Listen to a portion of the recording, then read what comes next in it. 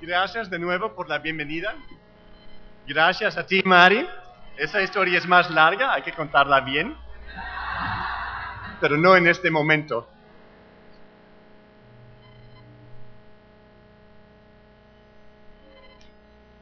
Pues, ayer hablé de las fiestas de niños y hoy llegaron los globos, ¿verdad?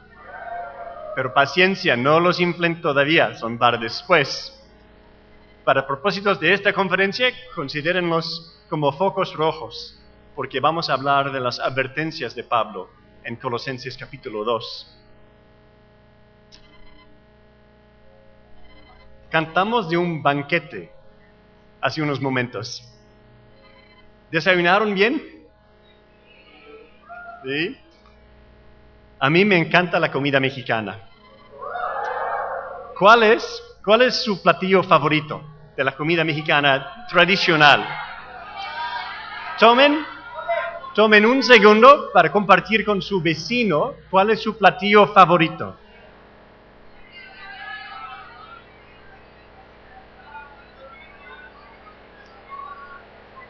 Ok, ya fueron muchos platillos. Yo estoy disfrutando mi reencuentro con los molletes, los chilaquiles, las enchiladas, la cochinita pibil, el pozole, las quesadillas, las salsas, el limón, las aguas frescas de sabor. Espero probar unos tamales oaxaqueños con mole negro antes de regresar a Australia y unos ricos tacos al pastor. Ojalá que hubiera venido en septiembre para comerme unos chiles en nogada, esa delicia de la independencia. Y si tuviera tiempo ahora, me iría a Tijuana para comerme unos tacos de birria en un puesto ahí que recuerdo. Y también recuerdo por ahí un restaurancito con tacos de camarón, ni se diga. Uy, es que preparé la conferencia en la madrugada y empezó a hablar la panza.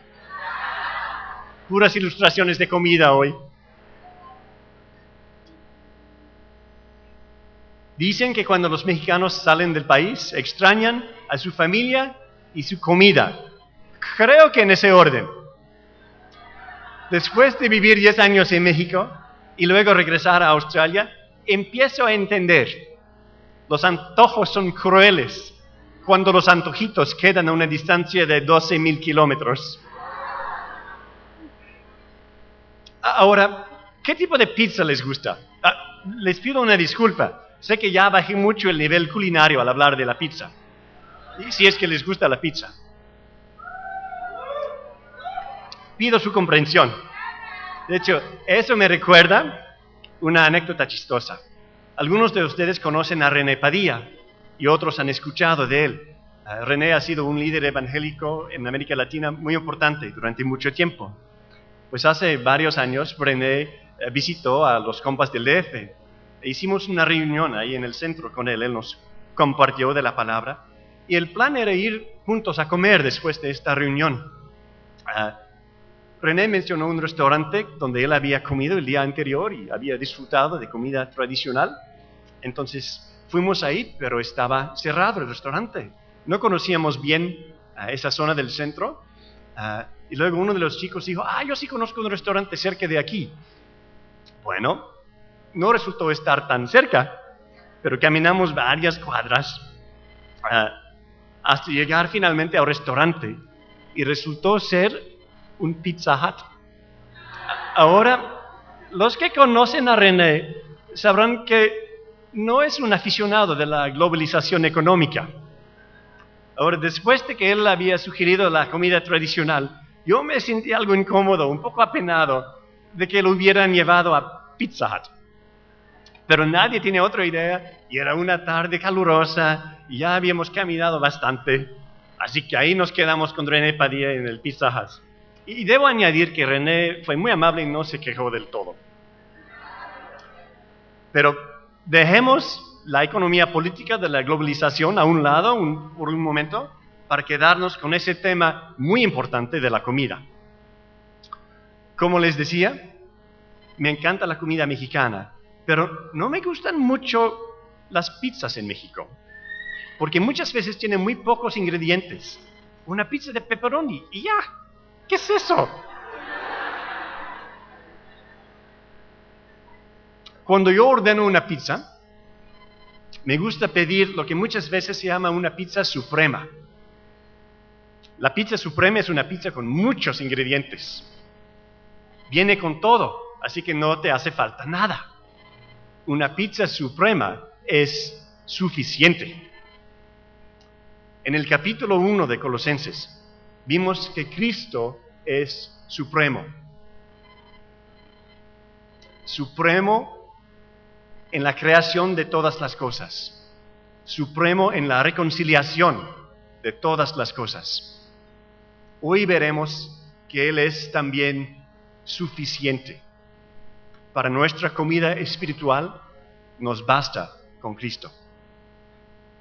El título y tema de la conferencia de hoy es ¿suficiencia o sincretismo? Ayer en Colosenses 1 hablamos de dos cosas que van juntas en una combinación sorprendente: la supremacía de Cristo y el sufrimiento en la misión. Hoy en Colosenses 2 hablaremos de dos alternativas, dos cosas que no van juntas. Veremos la suficiencia de Cristo. También veremos los peligros, o lo peligroso que es si no lo consideramos a Él como suficiente y vamos añadiendo otros ingredientes a nuestra dieta espiritual. ¿Suficiencia o sincretismo? Vamos a Colosenses 2. Parece en Colosenses que Pablo responde a una amenaza a la fe de los colosenses. Pero esta amenaza es un poco como la amenaza fantasma de Star Wars, en el sentido de que se percibe su presencia, pero no se revela claramente. Es difícil saber exactamente qué es. Sin embargo, hay varias pistas en nuestro pasaje, aquí en el capítulo 2, sobre el tipo de falsa enseñanza contra la cual Pablo advierte a los creyentes. Vemos que la falsa enseñanza es vana y engañosa, una vana y engañosa filosofía en el versículo 8. Vemos también en el versículo 8 que la falsa enseñanza sigue tradiciones humanas, que va de acuerdo con principios de este mundo y que no es conforme a Cristo. Más adelante, en el versículo 16, vemos que los falsos maestros proponían la observación de ciertas restricciones alimenticias y fechas sagradas judías. Y en el versículo 18 vemos que los falsos maestros practican y promueven disciplinas ascéticas. Vemos que dan mucha atención a los ángeles, que hablan mucho de sus visiones, de lo que han visto, y que son orgullosos, envanecidos por su razonamiento humano. Y luego en el versículo 19 vemos que no se mantienen firmemente unidos a la cabeza. Los falsos maestros, vemos en los últimos versículos ahí, propagaban las reglas como una forma de crecimiento espiritual. Y además, por lo que Pablo enfatiza en su carta, positivamente, tal vez podemos inferir que los falsos maestros usaban el lenguaje de la plenitud, de buscar la plenitud. Argumentaban tal vez a favor de la circuncisión y parece que cuestionaban la supremacía o la suficiencia de Cristo, en especial con referencia a los demás poderes espirituales. Esta es la evidencia de la carta. Hay muchos intentos de definir exactamente cuál es esta falsa enseñanza o la filosofía colosense de manera precisa, pero quizás la mejor sugerencia sea la de Clinton Arnold, y él argumenta que la filosofía colosense es una mezcla una mezcla de religión indígena, del judaísmo popular y del cristianismo. Y parece que la mezcla de diferentes elementos religiosos es precisamente la amenaza a la fe de los colosenses. Debo aclarar que mientras yo he usado los términos falsa enseñanza y falsos maestros, no aparecen en la carta. Aquí Pablo no identifica a falsos maestros. No aparecen. No habla de otro evangelio, ni de vivir como enemigos de la cruz, como lo hace en otras cartas. Parece que la amenaza que Pablo trata en Colosenses no es una oposición a la enseñanza tradicional sobre Jesús, sino algo más sutil, un cuestionamiento de la suficiencia de Jesús para la vida espiritual.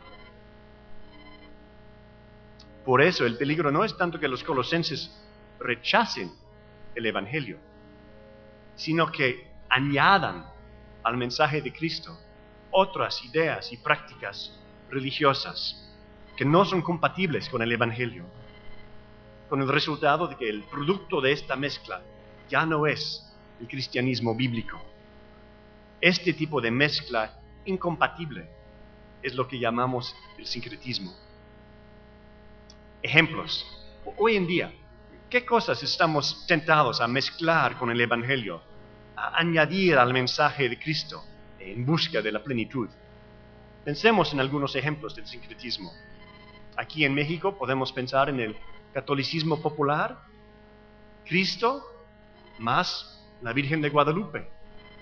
También podemos pensar en el sincretismo evangélico, tal vez Cristo más la prosperidad. En el capítulo 3 Pablo nos advertirá contra la avaricia, que es idolatría. O tal vez Cristo más un estilo particular de adoración. Creo que el sincretismo australiano tendría que ser Cristo más una acomodada y segura vida materialista. O el sincretismo estudiantil y profesional, tal vez Cristo más mi carrera. Ahí encuentro la plenitud. O tal vez el sincretismo del soltero angustiado. Cristo más mi pareja. Sin pareja, soy una persona incompleta. O tal vez el sincretismo ministerial. Cristo más mi ministerio reconocido. O Cristo más mi programa exitoso. Y luego está el sincretismo misionero. Cristo más mi cultura. Pues fíjense que varios de los ejemplos que mencionamos se tratan de cosas buenas que pueden llegar a ser ídolos y distorsionar el Evangelio si les damos un lugar que no les corresponde. Quiero hablar de otro ejemplo del sincretismo, y es el sincretismo del rey Salomón. ¿Se acordarán del rey Salomón? Famoso por su sabiduría, su riqueza, como el que construyó el templo para el Señor, pero luego como después se casó con muchas mujeres extranjeras y empezó a adorar a sus dioses junto con el Señor. Cayó en el sincretismo. Y podemos pensar en la historia de Salomón como una historia de gloria y después una gran caída. Pero su historia es un poco más sutil que eso. Y si leemos los primeros capítulos del primer libro de los Reyes, antes de que Salomón caiga, hay muchas pistas a lo largo del camino de que algo está mal. Ambigüedades, motivos mixtos o cuestionables, lealtades divididas. Empieza consolidando su reino al seguir las últimas indicaciones de su papá David, matando a sus posibles rivales. Se casa con una egipcia para hacer una alianza política. A lo largo del camino hay muchas pequeñas pistas de que algo anda mal con Salomón. La lección una avalancha puede empezar por una piedrita que empieza a rodar, y luego otra, y otra, y otra. Cuidado con las piedritas. Quiero mencionar dos factores que hacen que sea fácil que caigamos en el sincretismo. Un factor es la falta de una cosmovisión cristiana profunda. ¿Quiénes han visto Shrek? La primera película de Shrek. Muchos. ¿Se acuerdan de la escena donde Shrek y el burro están hablando? Y Shrek está triste y trata de explicar lo que hay en su corazón. Y dice que los ogros son como las cebollas. Y el burro le sugiere, ¿es porque a nadie le gustan? ¿Es porque apestan? ¿Es porque no son feas? Y Shrek dice, no, los ogros son como las cebollas porque tienen capas. ¿Las cebollas tienen capas? Los ogros tienen capas. La cosmovisión tiene capas. A la superficie está nuestro comportamiento, eso es lo que se ve. Y luego abajo están nuestras creencias.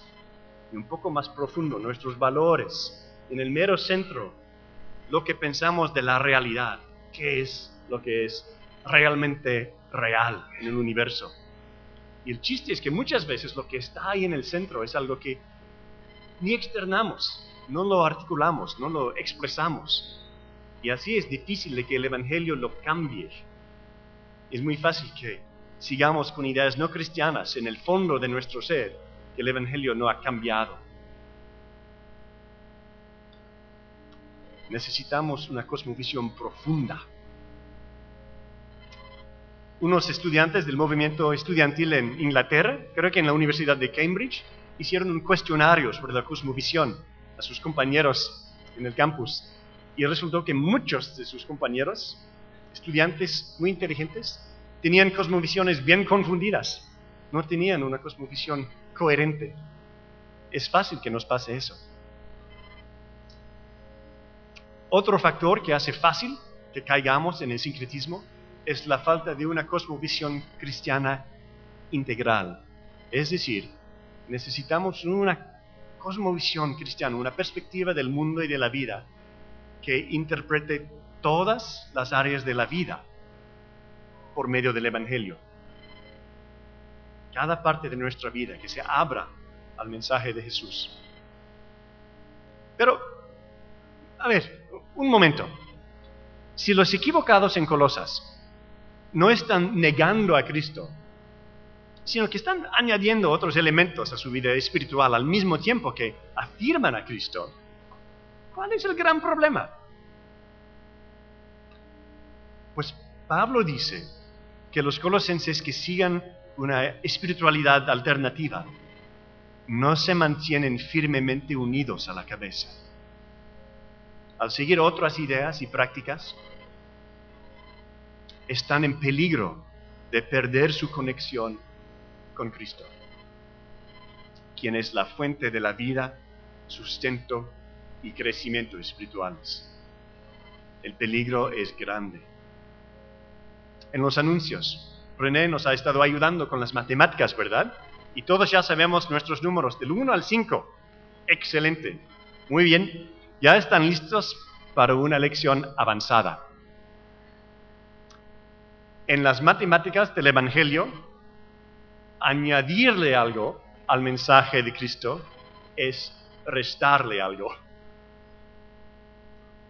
El Evangelio más algo más siempre termina siendo algo menos que el Evangelio. Así son las matemáticas de Dios. Ahora, consideramos la respuesta de Pablo. Nuestro pasaje se divide en 3 partes, empezando por los versículos 6 y 7. En una iglesia donde asistíamos y ayudábamos con los jóvenes, la directora del ministerio de jóvenes, quien era también la esposa del pastor, nos dijo una vez: los jóvenes ya saben que Cristo murió por sus pecados. Ahora necesitan avanzar a algo más. Nos inquietaron sus palabras, porque la manera en que la Biblia habla de la vida cristiana es radicalmente distinta. Por eso, de la manera que recibieron a Cristo Jesús como Señor. Vivan ahora en Él, arraigados y edificados en Él, confirmados en la fe como se les enseñó y llenos de gratitud. Recibir a Cristo Jesús como Señor significa creer en el Evangelio, el mensaje de Jesús. Considera lo que Pablo escribe en 1 Corintios 15, versículos 3 al 5. Porque ante todo les transmití a ustedes lo que yo mismo recibí, que Cristo murió por nuestros pecados según las Escrituras, que fue sepultado, que resucitó al tercer día según las Escrituras, y que se apareció a Cefas y luego a los 12. Y aquí, en Colosenses, Pablo habla de estar confirmados en la fe como se les enseñó. Y el resumen ejecutivo de la fe es recibir a Jesús, el Mesías o Cristo, es decir, el prometido Rey de Dios, y recibirlo como Señor, Señor de todo y de todos. Pablo dice que el secreto de permanecer y progresar en la vida cristiana es vivir en Cristo como Señor, o literalmente caminar en Él, de la manera que lo recibimos. Pablo mezcla sus metáforas libremente y pues luego habla de ser arraigados en Cristo, de tener raíces profundas en Él, y también de ser edificados en Él, como un edificio bien construido. Seguimos y crecemos en la vida cristiana de la misma manera que empezamos, con Cristo en el centro. Las imágenes que Pablo nos da de avanzar en la vida cristiana no se tratan de ir lejos, como si fuera una espiritualidad al estilo de Buzz Lightyear de Toy Story, al infinito y más allá. No, más bien se tratan de seguir y profundizar y crecer en el Evangelio. No de ir lejos, sino profundo y alto. No avanzamos más allá del Evangelio, sino que avanzamos en el Evangelio. En la iglesia que les mencioné, nos dimos cuenta de que había todo un patrón de dar el Evangelio por sentado. Era común casi no escuchar el nombre de Jesús en un culto. Se predicaban algunas de las implicaciones prácticas del Evangelio, pero no se predicaba a Cristo. Y había personas en la congregación que llevaban años congregándose, pero nunca habían entendido el mensaje de la gracia de Dios en Cristo, porque no lo escuchaban. Luego, muy tristemente, el pastor cayó en el adulterio con una líder en la iglesia. No se predicaba el Evangelio, no se vivía el Evangelio. En este caso, lo que se da por sentado sin decirse debe ser dicho. Don Carson ha hablado de cómo solo se necesitan 3 generaciones para que el Evangelio se pierda en una iglesia donde se deja de predicar a Cristo. La primera generación mantiene el Evangelio y sus implicaciones. La segunda generación se olvida del Evangelio, pero mantiene sus implicaciones prácticas. Y la tercera generación pierde tanto el Evangelio como sus implicaciones. El versículo 7 termina con las palabras llenos de gratitud. La gratitud es un tema repetido en Colosenses. En el capítulo 1, Pablo da gracias por la evidencia del Evangelio en los Colosenses y ora que los colosenses mismos den gracias con alegría. La gratitud es una virtud cristiana, una postura característica de los cristianos, porque de principio a fin, la vida cristiana es una experiencia de la gracia de Dios en Cristo. Y por contraste, en Romanos 1, Pablo habla de la falta de gratitud hacia Dios como una marca de la pecaminosidad humana. Demos gracias al Señor. La vida cristiana se trata de seguir y profundizar en el Evangelio, porque Cristo es suficiente. Vamos a la siguiente sección de nuestro pasaje, los versículos 8 a 15. Cuídense de que nadie los cautive con la vana y engañosa filosofía que sigue tradiciones humanas, la que va de acuerdo con los principios de este mundo y no conforme a Cristo. Toda la plenitud de la divinidad habita en forma corporal en Cristo, y en Él, que es la cabeza de todo poder y autoridad, ustedes han recibido esa plenitud. Además, en Él fueron circuncidados, no por mano humana, sino con la circuncisión que consiste en despojarse del cuerpo pecaminoso. Esta circuncisión la efectuó Cristo. Ustedes la recibieron al ser sepultados con Él en el bautismo. En Él también fueron resucitados mediante la fe en el poder de Dios, quien lo resucitó de entre los muertos. Antes de recibir esta circuncisión, ustedes estaban muertos en sus pecados. Sin embargo, Dios nos dio vida en unión con Cristo, al perdonarnos todos los pecados y anular la deuda que teníamos pendiente por los requisitos de la ley. Él anuló esa deuda que nos era adversa, clavándola en la cruz. Desarmó a los poderes y a las potestades, y por medio de Cristo los humilló en público, al exhibirlos en su desfile triunfal. Esta sección empieza con una advertencia. Es fácil aplicar las advertencias a los demás, ¿verdad? Esa palabra es para el hermano fulano, para la hermana fulana. Pero requiere mucha humildad recibir las advertencias para nosotros. Les pido que reciban estas advertencias de Pablo.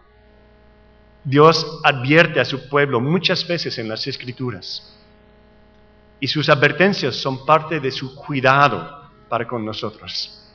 Reciban estas advertencias y experimenten el cuidado del Señor. ¿Qué aprendemos en el versículo 8? Hay un peligro intelectual, la vana y engañosa filosofía. No es efectiva, pero es atractiva. Seduce, pero no sirve. No solo engaña, sino entrapa. El peligro es de ser cautivados. Es un secuestro espiritual del que Pablo habla. Cuando vivimos en el DF, teníamos mucho cuidado con nuestros niños pequeños cuando salíamos a la calle. ¿Por qué? En parte por la constante amenaza de los secuestros. Esta amenaza viene de otras personas. Cuídense de que nadie les haga esto.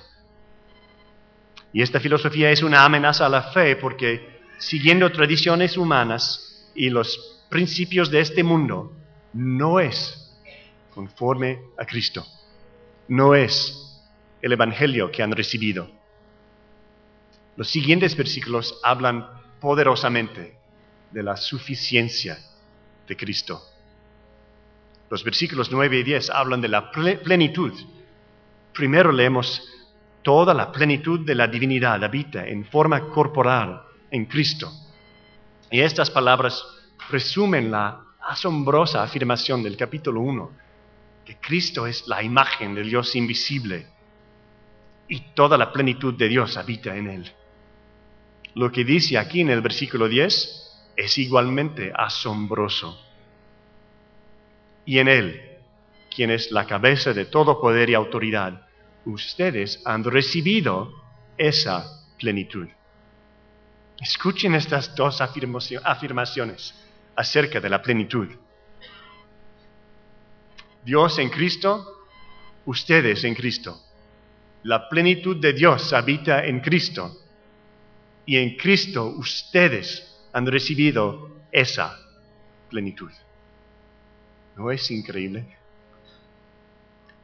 Lo que esto significa se desempaca en los siguientes versículos. Pero es claro que si te alejas de Cristo, no importa lo que se te prometa, pierdes, porque en Él tenemos la plenitud. Y Cristo es, leemos, la cabeza de todo poder y autoridad. No hay ningún poder que no esté sujeto a Él. Leamos ahora los versículos 11 al 14. Además, en Él fueron circuncidados, no por mano humana, sino con la circuncisión que consiste en despojarse del cuerpo pecaminoso. Esta circuncisión la efectuó Cristo. Ustedes la recibieron al ser sepultados con Él en el bautismo, y en Él también fueron resucitados mediante la fe en el poder de Dios, quien lo resucitó de entre los muertos. Antes de recibir esta circuncisión, ustedes estaban muertos en sus pecados. Sin embargo, Dios nos dio vida en unión con Cristo, al perdonarnos todos los pecados y anular la deuda que teníamos pendiente por los requisitos de la ley. Él anuló esa deuda que nos era adversa, clavándola en la cruz. Un hombre gentil llegaba a ser un prosélito judío al hacer tres cosas: se circuncidaba, se lavaba de manera ritual y, de ser posible, realizaba un sacrificio en el templo. Pablo toma estos tres elementos y los redefine para asegurar a los colosenses de su estatus como miembros plenos del pueblo de Dios. La redefinición está centrada en la muerte de Cristo. Su muerte es nuestra circuncisión. Hemos sido bautizados, lavados en su muerte. Aquí parece que tanto la circuncisión como el bautismo son maneras de hablar de la muerte de Jesús. Y su muerte sacrificial reemplaza todos los sacrificios del templo, al cancelar para siempre las cargas de la ley que estaban en nuestra contra. La deuda ya no existe, fue obliterada en la cruz. Por medio de nuestra unión con Cristo, en su muerte y resurrección, por la fe, Dios nos ha perdonado todos los pecados y nos ha dado vida cuando estábamos muertos. El versículo 15 añade una imagen más. Desarmó a los poderes y las potestades, y por medio de Cristo los humilló en público al exhibirlos en su desfile triunfal. Estos poderes y potestades son fuerzas espirituales opuestas a Dios. Por el enfoque sobre los seres espirituales en la carta, parece que los falsos maestros cuestionaban la suficiencia de Cristo para tratar con la amenaza que estos poderes representan para los creyentes, para los seres humanos. Muchas culturas giran alrededor de las ideas del miedo y el poder, el miedo de poderes espirituales malévolos o caprichosos y la búsqueda de una manera de manipular o controlarlos. Ahora, al cancelar nuestra deuda, la muerte de Cristo desarmó a los poderes y potestades, los humilló en público y triunfó sobre ellos. La muerte de Jesús pareció una derrota humillante, pero aquí Pablo pinta la imagen de un desfile triunfal en la cual la cruz es como el carro de la victoria en el cual Jesús anda. La mejor manera de identificar un billete falso es estar tan familiarizado con el billete verdadero que las diferencias te surgen a la vista como evidentes. En estos versículos, Pablo reitera el evangelio de la muerte y resurrección de Cristo con una serie de imágenes vívidas para enfatizar la suficiencia de Cristo. Pues en contraste con la plenitud y suficiencia de Cristo, la filosofía colosense resulta una alternativa hueca. Esto lo vemos en los versículos 16 al 23. En los versículos 16 y 17, Pablo escribe: así que nadie los juzgue a ustedes por lo que comen o beben, o con respecto a días de fiesta religiosa, de luna nueva o de reposo. Todo esto es una sombra de las cosas que están por venir. La realidad se halla en Cristo. Pablo dice a los colosenses que no se preocupen por los que los juzgan con base en las observaciones religiosas, las observancias religiosas más bien.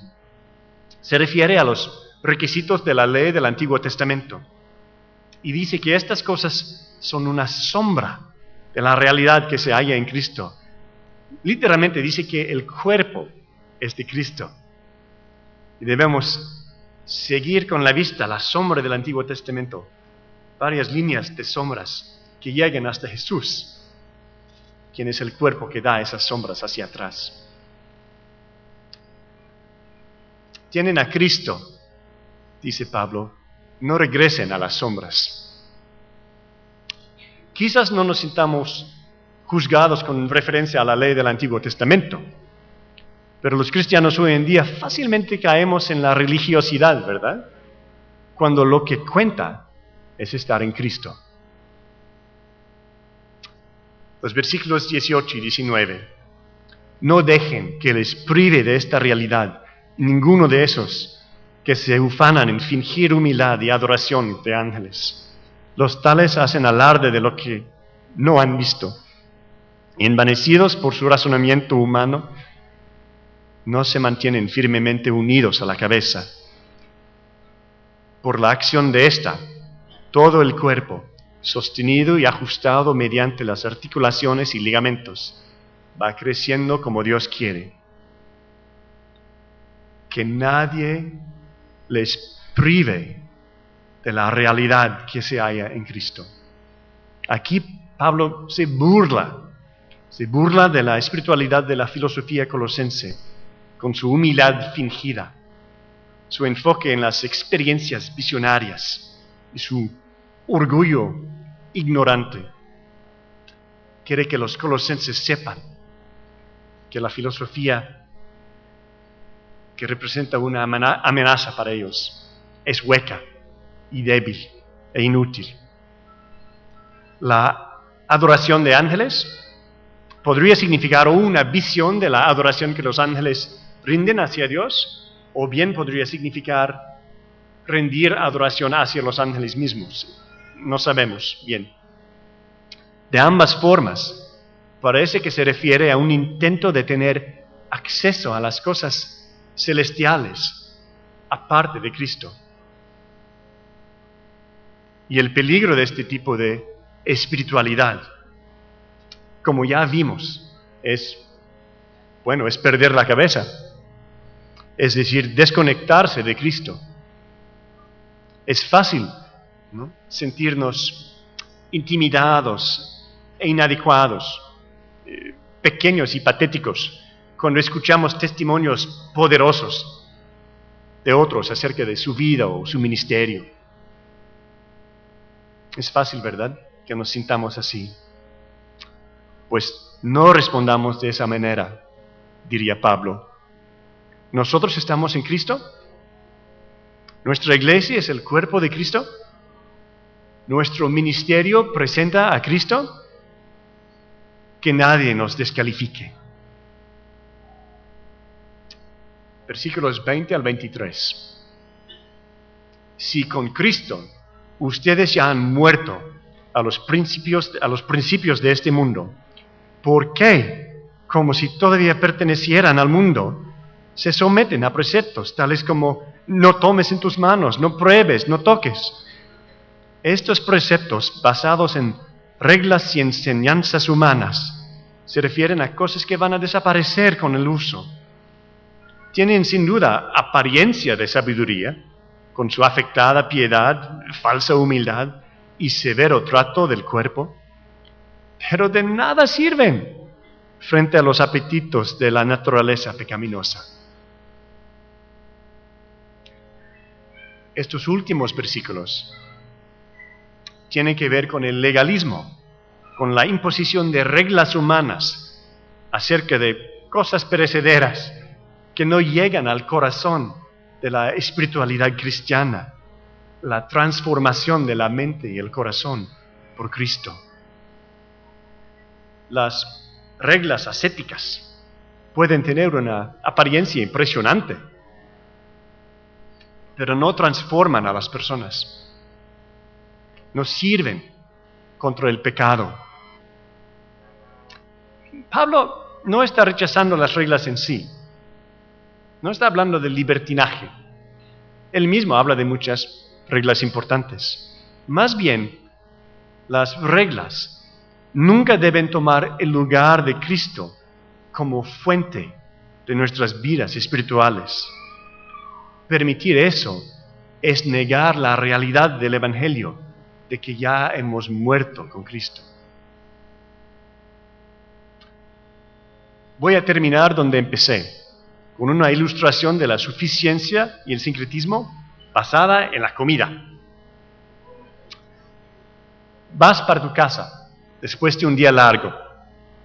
Sabes que te espera una buena cena a la hora de tu llegada. Pero luego ves los arcos dorados de McDonald's en el camino. Algo te atrae. Y entras y te compras una Big Mac, unas papas y un refresco. Sabes que en casa te espera comida sana y rica, preparada con amor para ser disfrutada en el seno de la familia, regalada sin costo. Pero aún así, gastas tu dinero en comprar comida rápida que ni te satisface ni te hace bien. No es que rechaces la comida casera. También cenas cuando llegas a casa, ¿verdad? Pero también comes fuera y comes mal. Esa es la advertencia de Pablo. El mensaje de Colosenses 2 es que Cristo es suficiente.